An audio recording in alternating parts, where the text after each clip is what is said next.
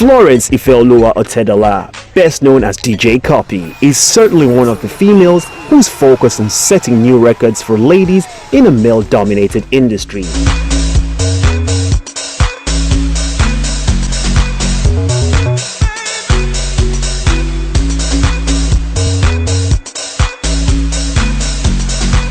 Taking to the turntables, the young dashing female sits with us on E-Weekly Meets to take us on a journey through her exciting and sometimes challenging world. Now, Cuppy, where are you growing to? Where are you taking this whole DJ to? Do you think you're going to get to a level where you're going to be building people in Nigeria, especially young ones who want to get into the DJ business? I do see that coming very soon in the future.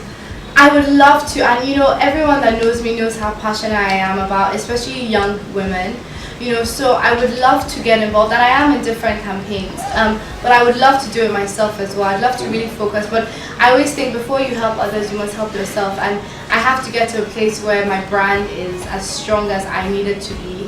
And before I even, come and sort of help young girls, I feel like I need to be a great example for Nigeria around the world, and that's why I'm really pushing my brand internationally as well, because I feel like there's just such a spotlight on Africa. And, I feel like Nigeria are really the forefront of that. We set the trend for the rest of the continent. So it's so important that we're there and we're pushing ourselves. So I think that, when I look at what my plans are for the next few years, there's definitely a lot of traveling involved, definitely more music, new original music, and a lot of collaborations with other African artists.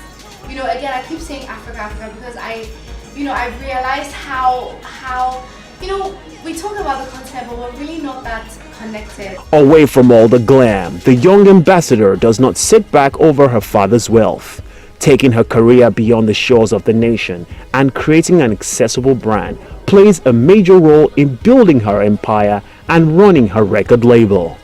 When you're building a brand and when you're on the sort of public image, it's your job to make it look like things are all rosy, and I think I do a very great job at that. I very easily put any issues aside and get on with work. It's something I've always been good at, but yeah, it has been a challenging year in many forefronts. I've had a few, apart from the usual sort of me having to work twice as hard to prove half as much, because people get caught up in the background stuff.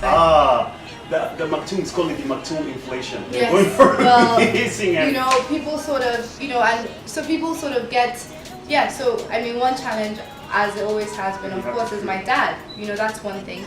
Another thing is I've had a few sort of performances whereby, it's very hard when you take your job very seriously and you prepare for it, and you're sort of very heavily criticized, and no one knows the back end of the story,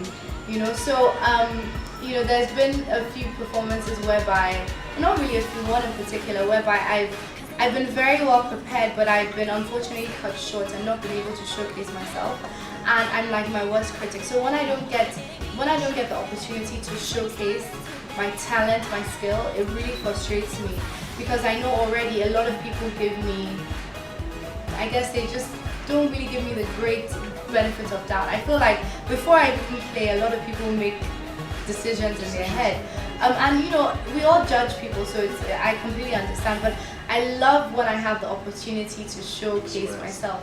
And also another thing is people always talk about platforms, so a lot of people will mention that they feel like, oh, maybe I've had it easy, which is very interesting, and this is me being very honest, and I find that very difficult because people don't see how hard I work.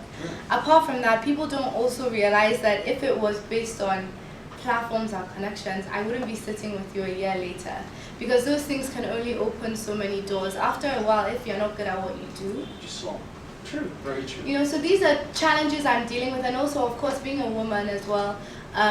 Sort of trying to position myself in a way that that I'm a great example. I think when we look at our industry, it's something that's very hard to do, because we don't have, like I said, women don't have the kind of support I feel like they need. So this makes it very hard to position yourself, because you want to be on par with all your fellow artists, all your fellow DJs, but my brand is just so different, and so sometimes I'm in a place where, oh gosh, okay, what do? Try to do this. It's a very confusing thing, and because I'm doing something new, there's no blueprint, so I'm making decisions as I go. So really and truly, you know, I don't have everything figured out, so it's taking each day as it comes. In 2014, she was the resident DJ at the NTV African Music Awards in Durban, South Africa.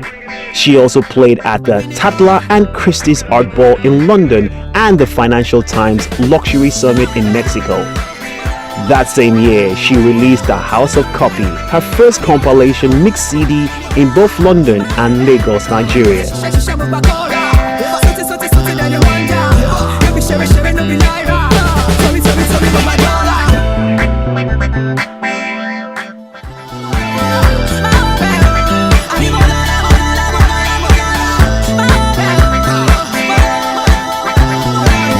I do my research. At the end of the day, you know, I want to sit down here and say, oh no, I play what I want, but my job is to keep the dance floor full and to make my clients happy. Okay. So, you know, whether that means I'm playing, I was in Dubai and I was booked for a big show. I was told to play literally Arabic music the whole night. I had no idea what they said. I managed to squeeze in a little bit of Skelewu in there, but at the end of the day, I had to play majority of the music they wanted me to play. You know, so it's really sort of finding that balance between making people happy, but also I'm booked for a reason. I'm not booked because I sound like the next DJ. And that's one thing you'll find with the typical DJ Cuppy set. I'm very different from every Nigerian DJ because I plug in my influences from everywhere I go. So, you know, I'll do a bit of house, I'll do a bit of reggae, a bit of hip hop, I'll do a bit of everything. Rather than, you know, those sort of DJs here that just play back to back Afrobeat. I think it's so important to fuse both of them because it makes it very interesting. I want people to come listen to me playing and not even see me on the decks, but know that, be able to hear me. Early 2015, DJ Cuppy was featured on the cover of The Guardian Life as a new generation African woman. Later in March, she was the official DJ for the 2015 All Barons charity in Dubai and the first African act to have ever performed at the event.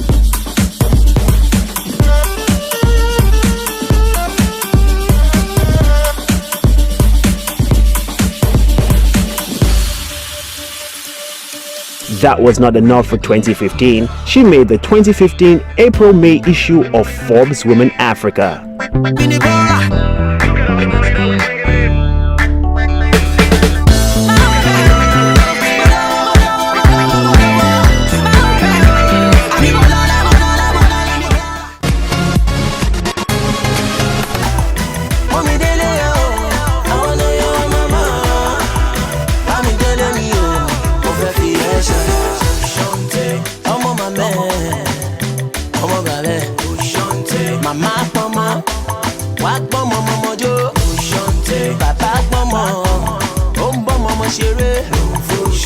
It's the rhythm of life, oh, we came to share. It's the rhythm of life, oh, we came